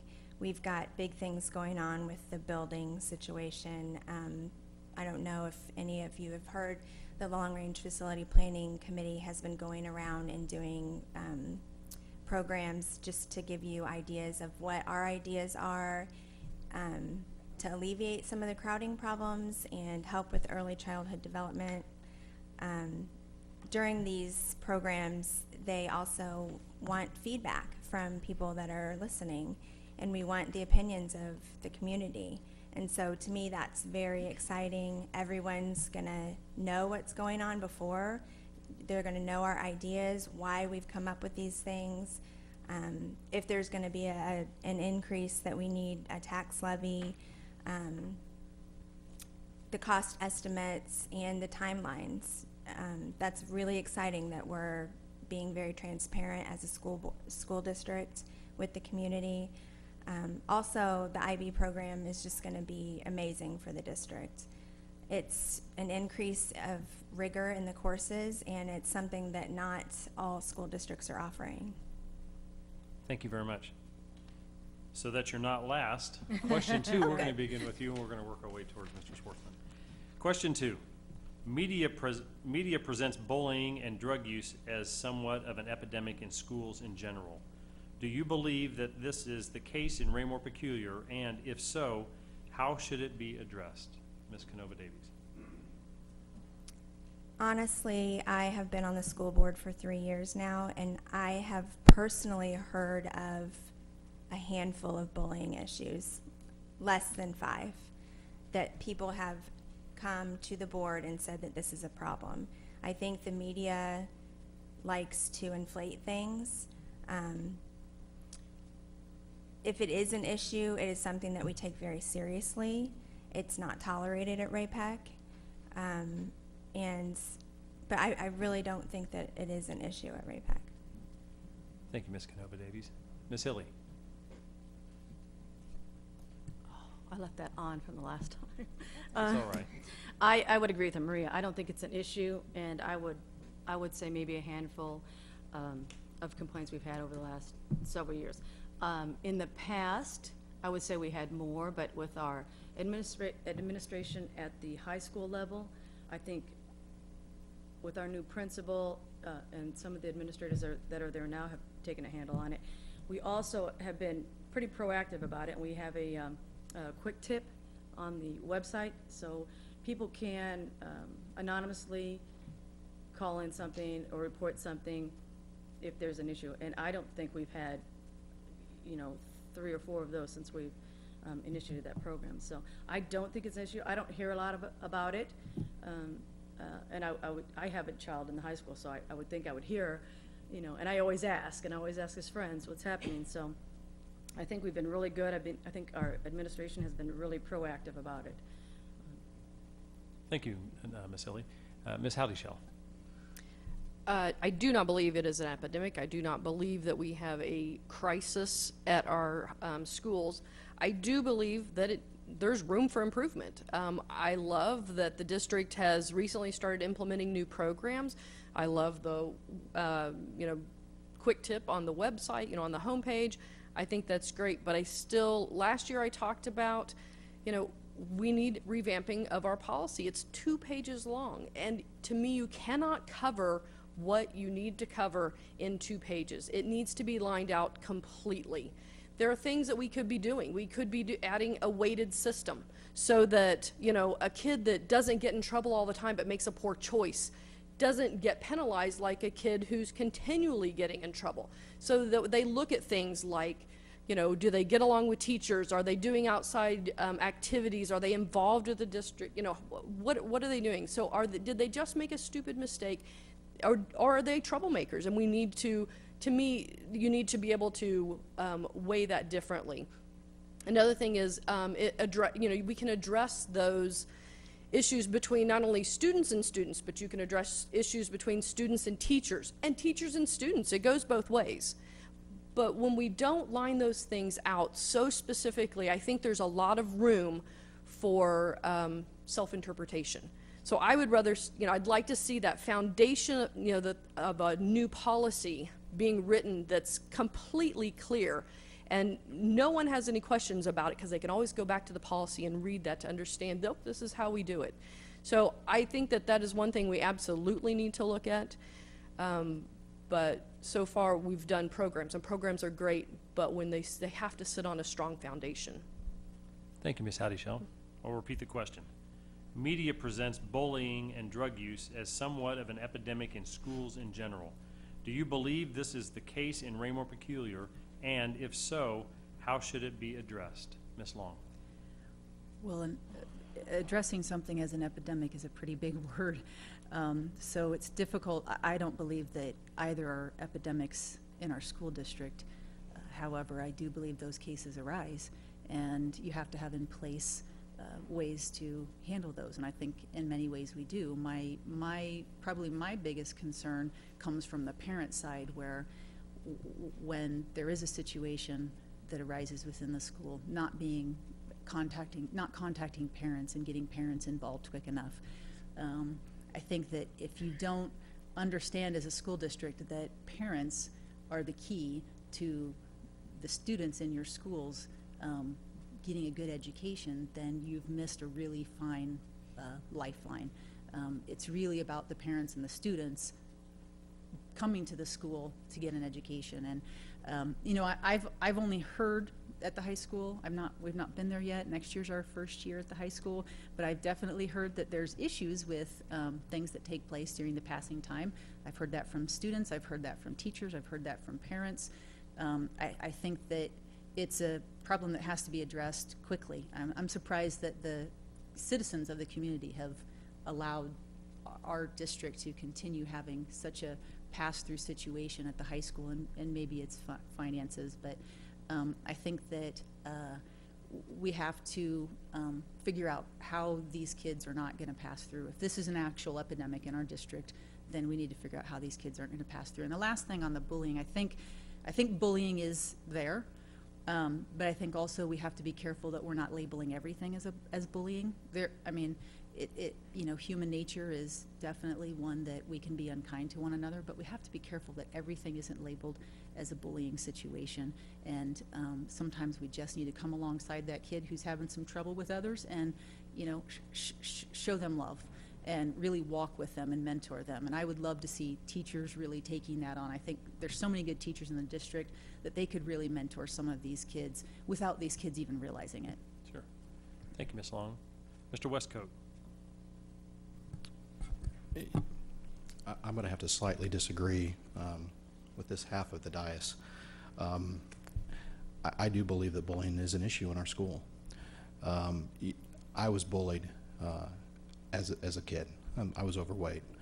One of the advantages that I had is that when I went home, the bullying stopped. Well, in the age of social media, our students today don't have that advantage. And so when they go home, the bullying, it doesn't stop, it actually increases. So a lot of times, teachers aren't aware of it in the district, even though that's where it starts. A lot of the times, the students are afraid to come forward. A lot of times, when they do come forward, the situation gets worse. I think that a lot of times it doesn't rise to the school board level because many people think that nothing happens at the school board level. They bring concerns, they're acknowledged, and then they're dismissed. I think that's a concern. The drug issue, the drug issue was present even when I was at RAPAC. Now granted, it was a different type of drug, and most people knew who did it. They knew who used it, just like they do today. Kids at the high school can point out the kids that do it. The challenge with it is that they're worried about retaliation. They're worried that if they take it to the administration, they're going to be labeled, and now they've got a target on their back for bullying issues. So they don't come forward because they're afraid. So how do we deal with the issue? I think it starts with conversations. We have to let our students know that it's okay to come forward. It's okay to have conversations, to let people know what's going on. And then as adults, we have to take it to that next level and say, okay, what are we going to do to address this issue? But it all starts with conversation and communication. And if we don't have those things, the problem is going to rise to an epidemic level. I don't think it's there yet, but I know it's a lot more serious than people really want to acknowledge. Thank you, Mr. Westcoat. And finally, Mr. Schwartzman. I'm going to have to agree with Mr. Westcoat. If a parent follows the district policy of chain of command where you go to the teacher, counselor, principal, whatever, most parents are so tired of banging their head on the wall that the school board never hears about it. The administrators at the building administrators are, I don't know if they're encouraged to lie, but they're certainly not admonished for doing it. I've caught them many times, bold-faced lies, nobody wants to do anything about it. The board is very opaque and unapproachable because they never hear anything because it doesn't get to them. They do nothing but sweep these issues under the rug at this point in time, as we just heard. The administrators as a group, they lie. It's standard operating procedure. If you go to them, it's like, oh, I'll take care of it, or the teacher said that's not true, or they'll interview one kid. It just doesn't happen. And then if he was talking about the drug issue, it's also smoking cigarettes. It's the Methodist church between the two high school buildings is where the kids go hide. And nobody wants to seem to do anything about that either. Done. Thank you, Mr. Schwartzman. Question 3. Maybe we'll start with Tanya Long. We're going to go this way and then circle back around and finish with Ms. Howdy-Shell. All right. Question 3. Studies have begun to address and prioritize the district's capital and facility needs. What is your vision for capital and facility investment the district must undertake in the next decade? Ms. Long. Well, that's a big question. I think that the facility is where it's at right now. We're recognizing that as a district, I've been here 6 years. I've gotten involved within the last several years, so I can't claim that I know a lot that was going on before, but it seems like we're sort of trying to play catch up to where the two cities have grown at a rate that the school district hasn't been able to keep up with. So I think seeing the district bring out the long-range facility plans and the ideas and presenting those to the community is something that has needed to happen. And now that that's taking place, it needs to it needs to exponentially be taken care of. We need to address those issues, and I believe that the people need to voice how they want things to go. I personally believe that just financially wise and with what we have in the district, we can work out a lot of those problems without requiring the building of new buildings at this current time. But you talk about over the next 10 years, and maybe that's part of the long-range forecast, but I think you start planning now to build something for 10 years from now. You don't try to catch up now by building something in 5 years to catch up with what you're already behind on now. So I think we have to really fast forward working with what we've got because it's what we've got. And I think we have the ability to do that and then look at what is it 10 years from now we see this district looking like. And if we think we need 2 high schools within the next 10 years, then we need to be talking about that now and making those plans. Thank you, Ms. Long. Mr. Westcoat. You know, I think we need to look at our current space and how we use it, how we're utilizing it. We have the old freshman center, which was the high school that I went, or when I went. I think we can repurpose it. I know that there is some free space there. We need to look at, like I said, how we're currently using the space that we have. But then we need to look at maybe adding on, expanding. You know, when I was at RAPAC, and even over the last few years, we had the dreaded trailers. You know, they were mobile classrooms. Well, no one wanted to go to those because you had to walk outside. Well, we have a two-building campus now, and everybody walks outside. So now I think the stigma is less. So we could actually expand in the short term to meet some of our space needs through, you know, the utilization of those mobile classrooms. And then as we look long term, you know, it really comes down to bonding capacity and whether or not we have enough room in order to build a new building. And, you know, it rests largely on what the voters want. I know right now our district is maintaining a fairly healthy reserve. So we could actually probably pay cash for some of the expansion needs, depending on what it is that we see happening with our student population. I think it was my son's class had 545 kids in it, which was, you know, one of the larger classes. When I graduated, there were 185 kids in my graduating class. But I know that after his class, the bubble, it's smaller. So that we do have some time long term to decide what we need to do. But if you look at the growth management plan for the city as well as the surrounding area, we don't have that long to decide what we need to do moving forward. Thank you, Mr. Westcoat. Mr. Schwartzman. The freshman center is completely not utilized. There's plenty of space around the high schools. Going up is the answer with the high school. The south building, I would assume, is what they'd want to do it with. That's what I do for a living. That's the cheapest way to go is add on or go up. You've already got the infrastructure there. You're gonna get an influx of people here real soon. I'm completely convinced that Kansas is about to empty out. I work with a lot of people from Kansas, and they're really angry. And Cass County is very attractive to them, tax, property values, everything else. So I would assume that someone ought to start talking to an architect about adding on to the south building of the high school. Thank you, Mr. Schwartzman. Ms. Canova Davies.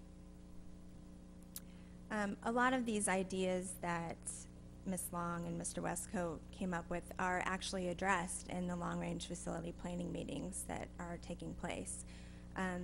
One of them is repurposing the old high school, which was the freshman center, and using that as early childhood development or a freshman center. There are all kinds of different options that are on the table, and what we're trying to do right now is gather information and the opinions of the community to make the best choice for the district and the community. The bonding capacity issue, it's addressed also. They tell you estimates of what everything is going to cost and if it will need a tax levy, how much it is, what the timeline is on the building. And so, you know, a lot of these things are going to be addressed. Thank you, Ms. Canova Davies. Ms. Haley. I would agree with Maria. I've sat in about 15 of these meetings that we've had for the long-range planning. And, you know, the options are building a new school, adding on to the school, a larger addition or high school, or a smaller portion to the high school. Some requires bonding, some does not. Looking at our early childhood, and you mentioned the freshman center, that's a possibility of maybe moving an early childhood center into there along with our academy folks. And with the capital improvements, we are constantly looking at the buildings. I know we're looking at Shoal to redo their roof I mean, money is set aside each year. You can't do all the buildings at once, but there's a lot of older buildings that need work, and those are being addressed. With the long-range planning committee, we are trying to get input from the citizens, from the teachers, from everybody in the community, to get feedback. We came up with so many scenarios for these buildings, but we want feedback. And the more feedback we get, the better we can do. So I would encourage you, there is one more meeting for the community on Tuesday, on the 31st, at 6:30 at the South High School in the Commons area. Please come. Open to everybody, but they are being addressed, and that would be a great place for you to see the future of what's being planned over the next 10 years. Because it has to be planned now, because certain things that are planned now can't even go to a vote until 2016 or 2017, which means a building wouldn't even be able to be built until 2018, 2019. So it's in the works. It's just, it's time consuming. Thank you, Ms. Hilly. And finally, Ms. Howdyshell. Do you mind repeating the question one more time? No problem. Studies have begun to address and prioritize the district's capital and facility needs. What is your vision for capital and facility investment the district must undertake in the next decade? Okay, thank you. I believe that it's something that we have to address. It's something that, like currently right now, our high school is sitting at 91% capacity. The East Middle School is sitting at 97% capacity. We have to do something. It does all go back to our bonding capacity. It does go back to a vote. It does require the community to come together and decide this is what we need to make Raymore stronger and make the Ray-Pec district stronger and able to handle the students in that are coming in and that are currently there. I mean, I'm looking at the statistics for grades 6 through 12, and they're all sitting around 500 students. I mean, even whenever you look back to kindergarten, they don't drop that much. We are sitting right around 500 students.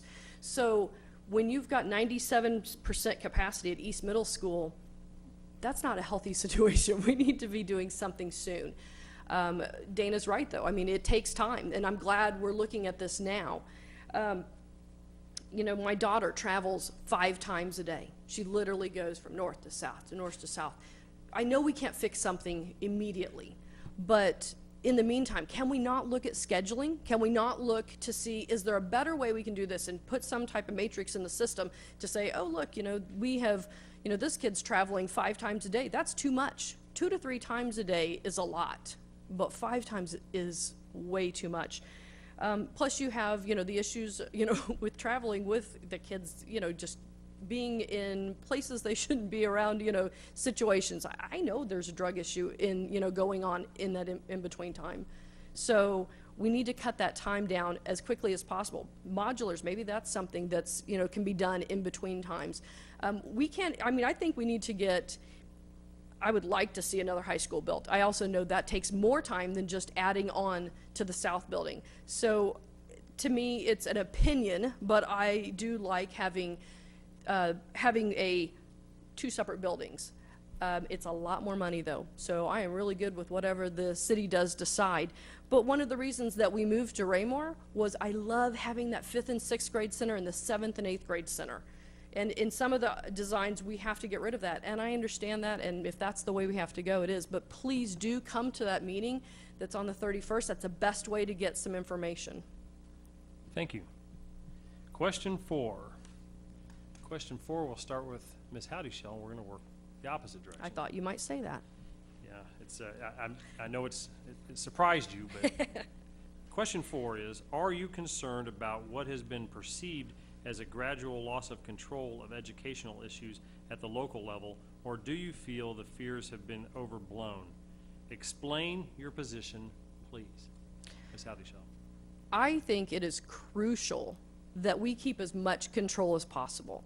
And as long as our teachers and administration and our school board are doing their job and able to pick that curriculum and do what they need to do to keep control of that and not become lazy and say, okay, we'll just take whatever, the state of Missouri hands down and we'll use that, i.e. Common Core.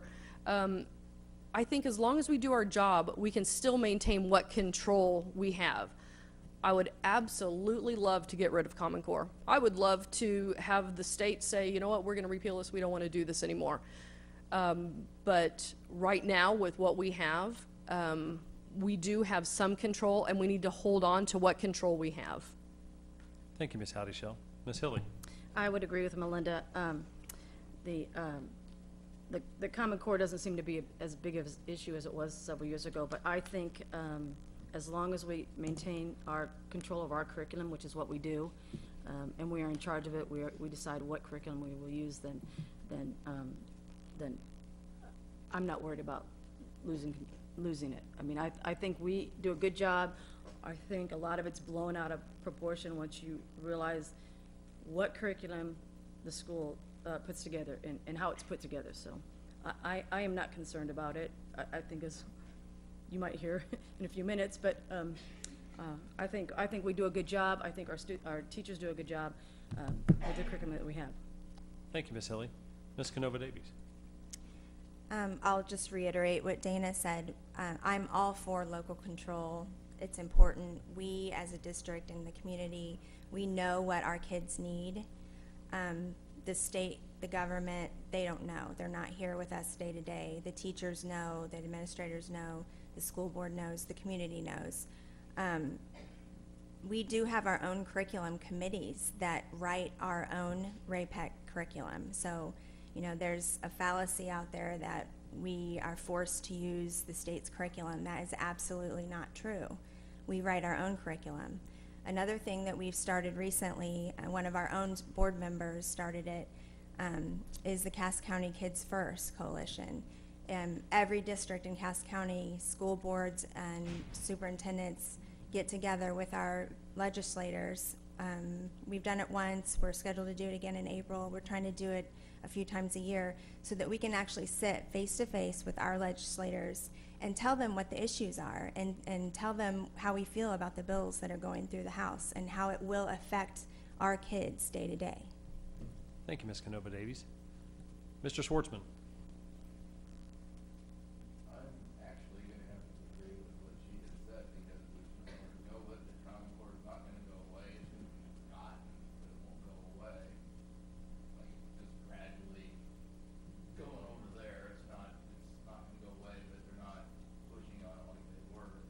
The local control of the curriculum is a wonderful thing, as long as that can stay that way, like we want it. Thank you, Mr. Schwartzman. Mr. Westcott? Can I ask you to repeat the question? Certainly. Question 4, are you concerned about what has been perceived as a gradual loss of control of educational issues at the local level, or do you feel the fears have been overblown? Explain your position, please. You know, I don't think the fears have been overblown. I think the challenge with local control, you know, people have this perception that it's going to be some widespread sweeping government intervention into our school district, and that's typically not how local districts lose control. They lose it incrementally. And I believe that as long as DESE, which is the Department of Elementary and Secondary Education, exists in its current form, that threat of loss of local control is always present. You know, the school board, when I served on it before, we would implement policy that would come out of the MSBA. And we would get the policy and we would just implement it. Well, you're losing local control because you're implementing somebody else's policy that they've written, that they've reviewed, and you're not sure if it makes sense. Now, I don't know if the current board evaluates the policy and makes changes to it before they implement it, but as long as they implement policy directly from someone else, you're losing local control. As far as curriculum, you know, I've never seen our curriculum team actually write curriculum. So if they're writing it all on a local level, then you do have control. But if you're using a canned program and then writing in addition to it, you do lose local control because you're using somebody else's process, somebody else's program, and you might be putting a different spin on it, but you are using somebody else's curriculum.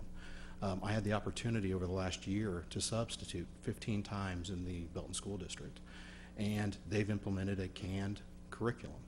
And when I went to college, I clept out of 6 hours of college math. Our math program was so strong at RAPEC that when I went to college, I just took a test and they said, you have 6 credit hours.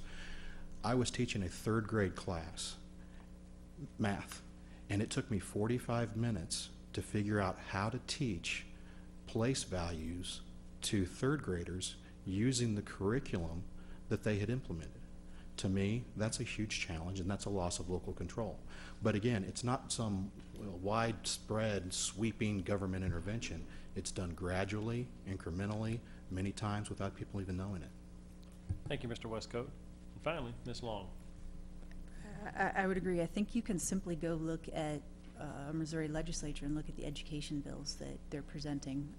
There's numbers of them, and they're all trying to solve problems. Some of them are in certain districts, but the problem is when you legislate things, you solve the problem for everyone, even if everyone doesn't have that problem. So I think you can just look at the education bills that have been proposed in the Missouri legislature to see that the idea of local control is waning. I think you can look at the Missouri School Improvement Program that the Department of Education amps up each year as another thing. You know, we're tied to those requirements. I think I agree with Ryan. I think that we've lost over the years local control at such a slow rate that we don't even realize that we had it before, and now we don't have it. And each time it's taken from us, it's not done in huge chunks. It's done in just little bites here and there.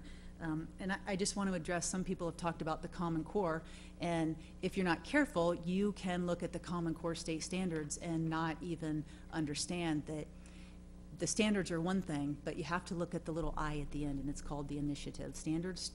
Common Core State Standards Initiative.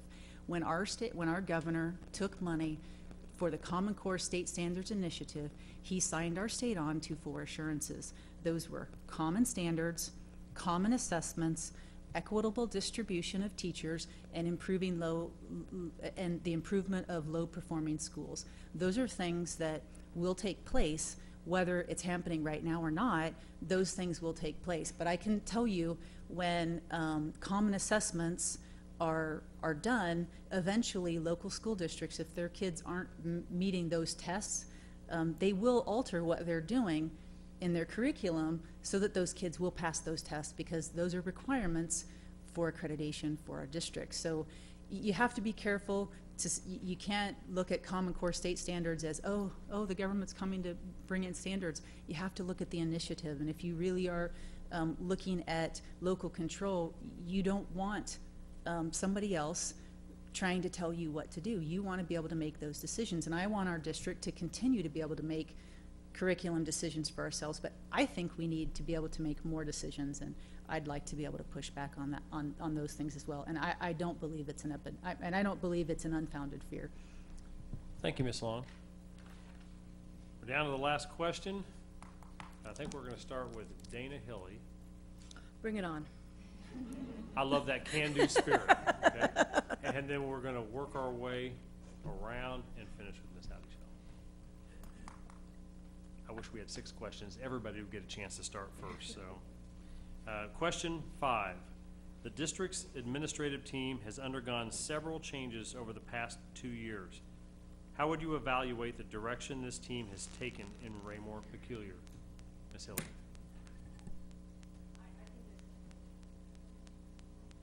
I did. I think this has been a huge, huge positive step for our district. I've seen so many changes just in the last 2 years, because I've been on the board for 9 years, and I have seen more things happen in the last 2 years than I have in the last 9 years. And for example, I will just tell you this long-range planning committee. I was on that committee in the 2nd year I got on the board. So I sat on that committee for 7 years. We have done more in the last 6 months, since September, than we have that entire time. I think our morale has changed, especially in the high school level. I think our financial, we're right on track. Our new superintendent has financial background that works great with our financial officer, both very, very well qualified. And I think it has been a total shift over the last couple of years. Just morale-wise, I haven't heard any complaints like I used to hear, because I used to hear a lot, and I don't hear this anymore. And it's just the feel is totally different than it was 2 years ago. Thank you, Ms. Hilly. Ms. Canova Davies. When we got together and talked about what we were looking for in a new superintendent, it was intimidating. It was a big job. It's a big responsibility. I think when we interviewed Carrie, we knew right away this was the guy that we needed in our district. And it has turned out to be one of the best decisions that the board has made, I think, in a long time. You can ask anyone that works with him day to day, because we have. He has brought them together as a team. They all feel like they're important and that they're a part of a team. The communication that we get as a board, that the administrators get, that the teachers are getting, has improved over the last 2 years. There's always room for improvement, and that is one of our big things that we're going to work on in the next couple years. The leadership, the technology, I mean, all of these new administrators that we've gotten in the last couple years have done amazing jobs for us, and I know that they will continue. Thank you, Ms. Canova Davies. Mr. Schwartzman. It appears to me as a parent that the focus of the school district is rapidly pulling away from the arts and sciences and more towards the athletics. And I realize that gets their name in the paper, but you have more kids that come out arts and sciences that make a difference in the world than you have the 2 or 3 kids that might get their name somewhere as an athlete. And I think the district really needs to examine the funding for the band or the Prowlers, or you can put whatever you want in there. And I've seen it get worse in the last 2 years. Thank you, Mr. Schwartzman. Mr. Westcoat. Can I have the question one more time? The question is, the district's administrative team has undergone several changes over the past 2 years. How would you evaluate the direction this team has taken in Raymore Peculiar?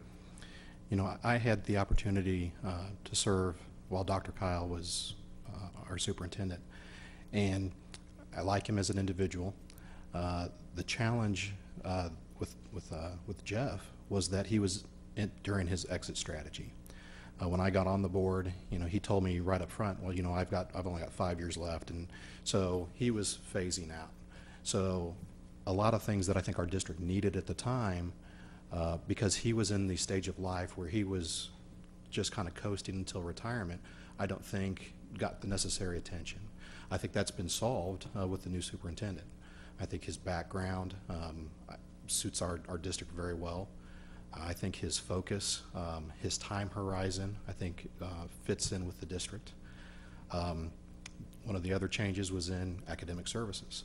I had the honor of serving with Dr. Daniel. He and I did not agree often. In fact, we were in a constant argument for 3 years of whether or not spelling tests should be part of curriculum. I think eventually it got put back in, so even though I wasn't there, I think I won the argument. So when he left, you know, he had the reputation of, he always wanted to chase whatever was new and shiny. So there was, I would say his lack of focus was a challenge. So when the new person is stepped into his role, I know there was a lot of expectations, and there's a lot of hopes riding on that individual. So far, I think he's made some positive steps, but I think the jury's still out, and I think time will tell ultimately whether or not we're headed in the right direction. Thank you, Mr. Westcoat. And finally, Ms. Long.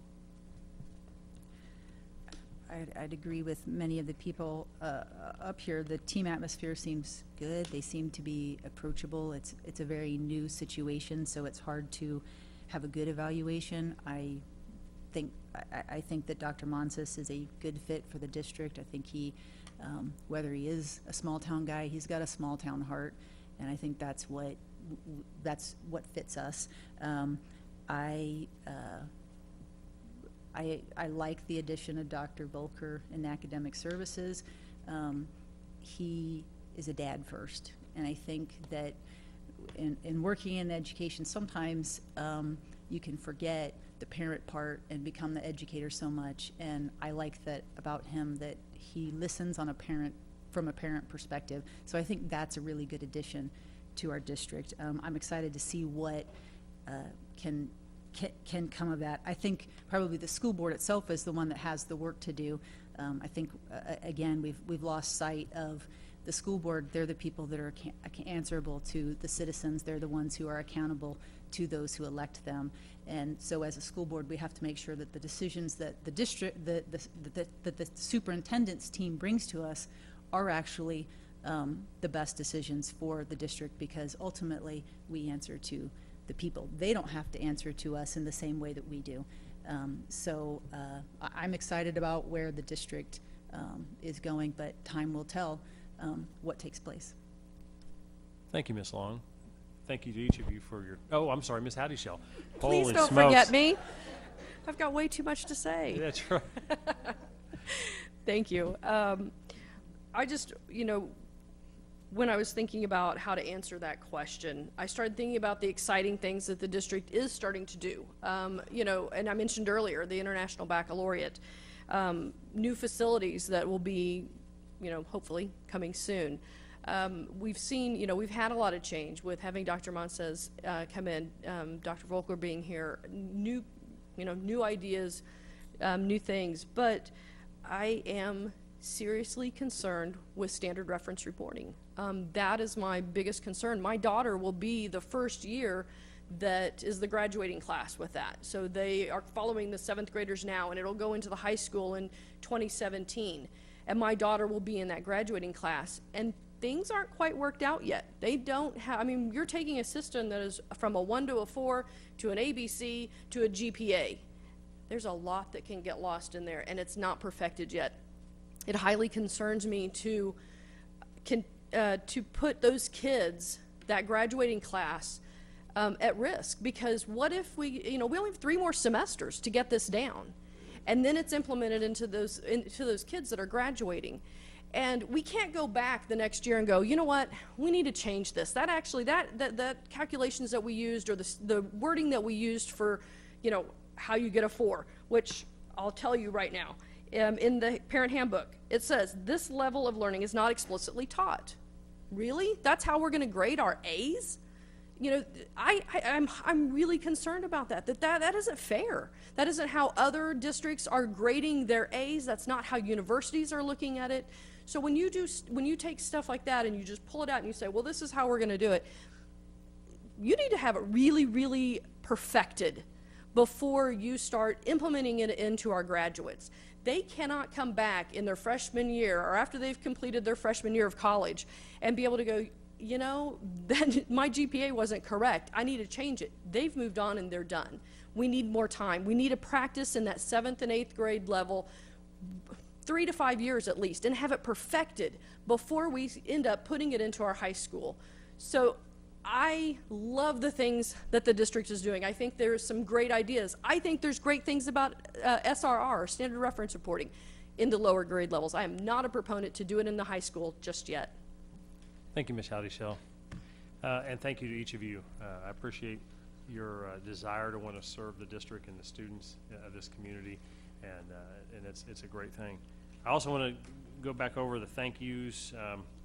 Again, Sherry Turning, the staff of the Raymore Chamber of Commerce, the City of Raymore for hosting the event, to my timekeeper here, Robin No, fantastic, Sam's Club for providing the snacks, and I failed to mention this earlier, the staffs of the North Cass Herald and Raymore Journal for coming up with our questions. They did a very nice job, and thanks to the audience. So for sitting through all this, it's been great. We'll see you again next year.